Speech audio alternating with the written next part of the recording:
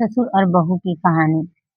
प्यार का कोई रूप, कोई उम्र, कोई रिश्ता तय नहीं होता। कभी कभी यह उन जगहों पर भी खिल उठता है जहाँ समाज उसे गुनाह मान लेता है। यह कहानी एक ऐसे रिश्ते की है जो समाज के बनाए हर दायरे को तोड़कर सिर्फ दिल की धड़कनों की सुनता है। कहानी शुरू होती है शहर के कोने में बसे एक छोटे से मोहल्ले में। विनोद चौधरी एक 55 वर्षीय शालीन और गंभीर स्वभाव के व्यक्ति अपनी बहू संध्या के साथ अकेले रहते थे। विनोद जी के बेटे अमित की एक सड़क दुर्घटना में मृत्यु हुई। 5 साल बीत चुके थे। तब से ही संध्या ने अपनी सारी दुनिया ससुर के इस छोटे से घर में समेट ली थी।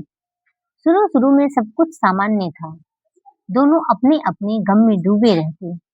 एक दूसरे से केवल जरूरत भर की बातें होती। लेकिन वक्त की सबसे बड़ी खूबी है वो भावनाओं को धीरे धीरे करीब ले आती है। एक दिन की शुरुआत सुबह की हल्की धूप में संध्या तुलसी को पानी दे रही थी जब विनोद ने धीरे से पूछा, बहू, तुमने आज कुछ खाया?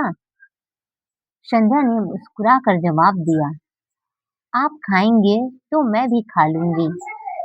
विनोद जी को पहली बार उसका मुस्कुराता चेहरा सुकून देने लगा। वो मुस्कान जो बरसों से कहीं खो गई थी आज थोड़ी सी लौटी थी। धीरे धीरे बदलती नजदीकियां, अब बातों का दायरा सिर्फ खाने पीने तक नहीं रहा। संध्या को कविताएं पसंद थी।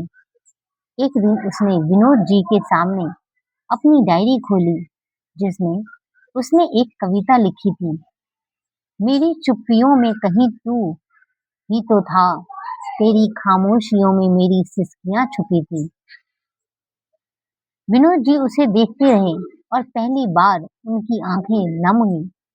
संध्या ने महसूस किया कि उनके भीतर भी कोई टूटी हुई दुनिया है। दोनों के भीतर का खालीपन एक दूसरे की मौजूदगी में धीरे धीरे भरने लगा। समाज के सांचे और उनका डर। एक दिन मोहल्ले की किसी औरत ने फुसफुसाते हुए कहा, बड़ी अजीब बात है, बहू ससुर के साथ इतना हंसता बोलता है। संध्या को ये बात चुभ गई। शाम को जब वो विनोद जी को खाना देने आई तो उनके सामने फूट पड़ी। क्या हमारा साथ रहना गलत है पापा जी? क्या हम अब भी इंसान नहीं, बस रिश्तों के पिंजरे हैं? विनोद जी चुप रहे। उनकी आंखें शून्य में थी, पर दिल दिल बहुत कुछ बोल रहा था। इजहार, लेकिन किस रूप में? रात के सन्नाटे में विनोद जी अपनी पुरानी डायरी पढ़ रहे थे। वही उन्होंने एक पन्ना लिखा, मुझे बहू से प्रेम है, पर यह प्रेम वासना नहीं, ये एक टूटी आत्मा की दूसरी टूटी आत्मा से बाहें मिलाने की पुकार है।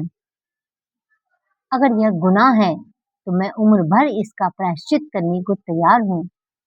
वो पन्ना संध्या ने सुबह पढ़ा और चुपचाप उसकी डायरी में एक और पन्ना जोड़ दिया। प्रेम को परिभाषाओं की जरूरत नहीं, बस सच्चाई की होती है।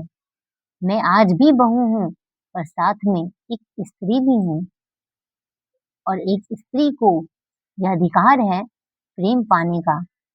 फैसला उसी शाम दोनों मंदिर में गए। कोई शादी नहीं हुई, कोई वचन नहीं लिए, बस भगवान के सामने एक दीपक जलाया और एक दूसरे की आंखों में देखा जहां सिर्फ अपनापन था।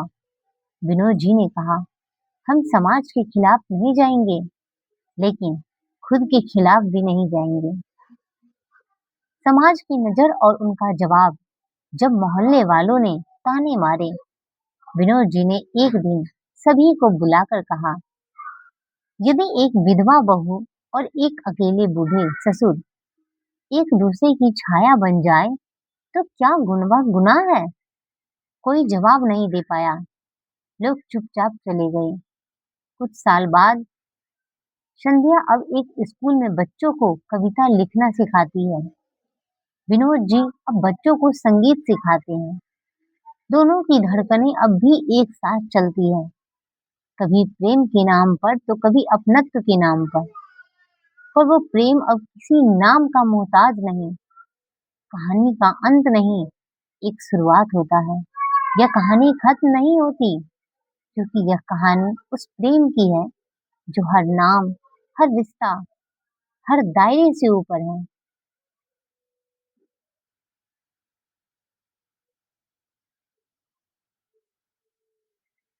इस शब्दों में छिपा संदेश है कुछ। प्रेम जब तक शुद्ध है, वह किसी भी रिश्ते को, मर्यादा को ठेस नहीं पहुंचाता। ससुर बहू का यह प्रेम वासना नहीं, बल्कि जीवन की अधूरी परछाइयों में भरने वाली एक रोशनी है।